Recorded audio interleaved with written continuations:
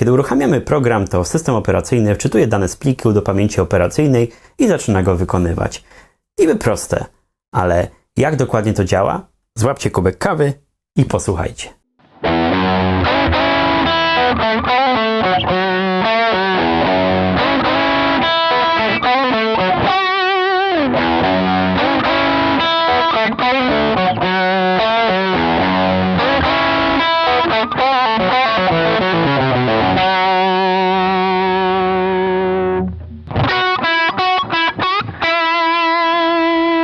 Cześć, jestem Smok.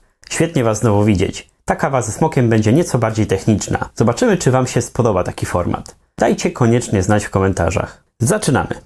Dzisiaj omówimy sobie przydatny temat, o którym nie zawsze się myśli, pisząc oprogramowanie. Mianowicie układ programu w pamięci. Chcę w przyszłości nagrać materiały o bardziej złożonych problemach i żeby nie szarpać tematu w kawałkach, spróbuję go omówić w większości tutaj. Ta wiedza szczególnie przyda się programistom piszącym w C i C++. Ale nie tylko. Wiele języków, jak na przykład C# Java, ma swoje korzenie w C++, więc można zaobserwować pewne podobieństwa. Zacznijmy od tego, że nie każdy system operacyjny uruchamia programy tak samo, więc żeby nie omawiać na ogółach, posłużę się konkretnym przykładem. Mianowicie układem pamięci w C++ na Linuxie. To jak to się po kolei dzieje?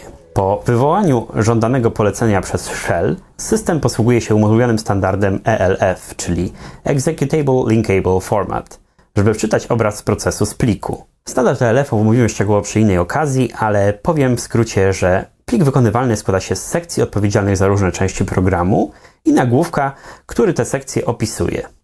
Kernel, czyli jądro, czyta taki nagłówek i rezerwuje w pamięci obszar, który pomieści potrzebne sekcje, a następnie kopiuje zawartość pliku do pamięci według sekcji.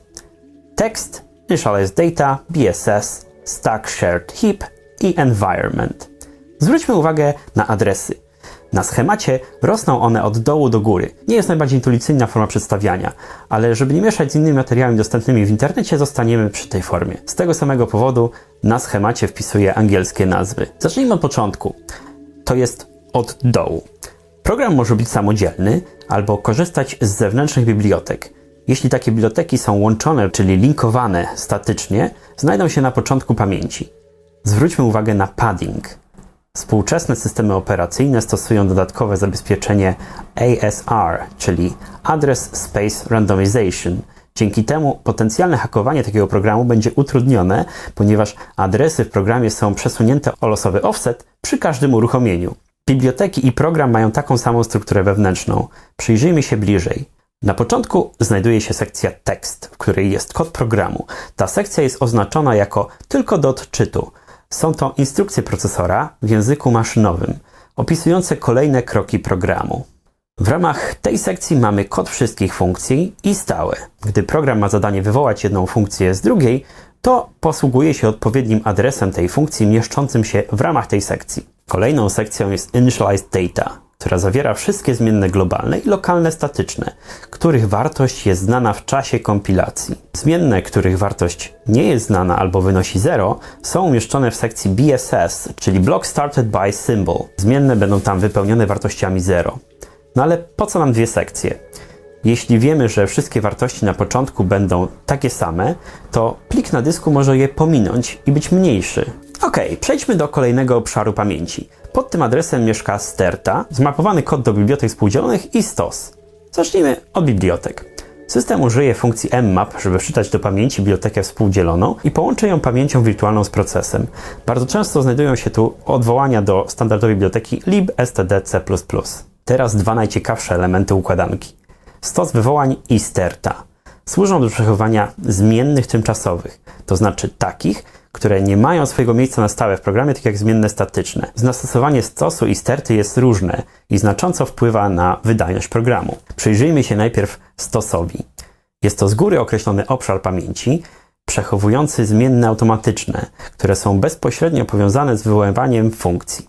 Za każdym razem, kiedy wywołujemy funkcję, dokładamy do stosu kolejną ramkę, zawierającą potrzebne zmienne, to znaczy parametry, zmienną wyniku i adres powrotu do funkcji wywołującej.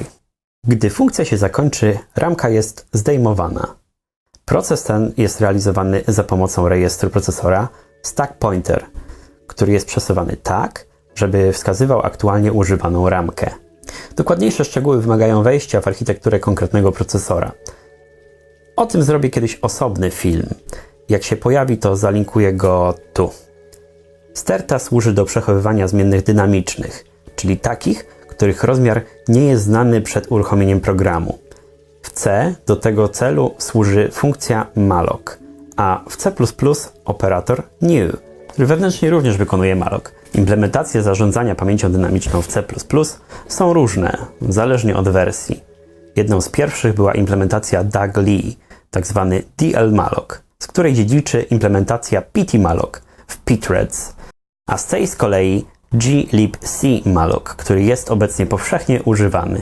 W dużym uproszczeniu cały proces polega na tym, żeby z pamięci przeznaczonej na stertę wydzielić małe części o różnych rozmiarach, tak zwane chunki.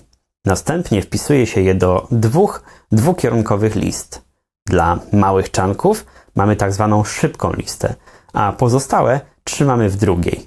Struktura, która przechowuje listy, nazywa się areną i malloc może stworzyć ich kilka, aby optymalizować scenariusze wielowątkowe. Jeśli chcemy stworzyć zmienną przechowywaną na stercie, malloc zdejmie z listy taki chunk, jaki zmieści żądany obiekt i przekaże nam wskaźnik do niego.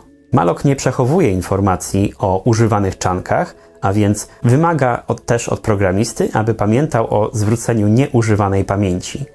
Niektóre języki, takie jak C# czy Java, wyręczają w tym programistę za pomocą mechanizmu Garbage Collector.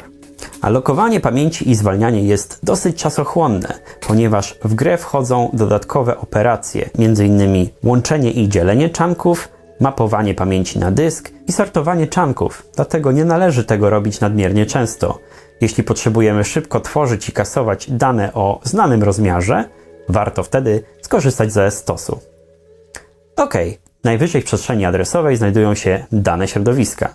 Na początku mamy ilość argumentów, z jaką wywołano program i tablicę wskaźników na ciągi znaków z treścią argumentów. Następnie tablica wskaźników na ciągi znaków zmiennych środowiskowych, zakończona null pointerem. Potem loader umieszcza w pamięci tablicę zewnętrznych wektorów ELF, czyli ELF Auxiliary Vectors. Są to m.in. wskaźniki na punkt wejścia dla wywołań systemowych, rozmiar strony systemowej, punkt wejścia programu, UID, GID itd. Koniec tablicy sygnalizowany jest kolejnym nulem. Teraz padding i dwie tablice ciągów znaków zakończonych zerami, do których odnoszą się wskaźniki w dwóch pierwszych sekcjach. Na końcu tej sekcji jest znacznik końca 0.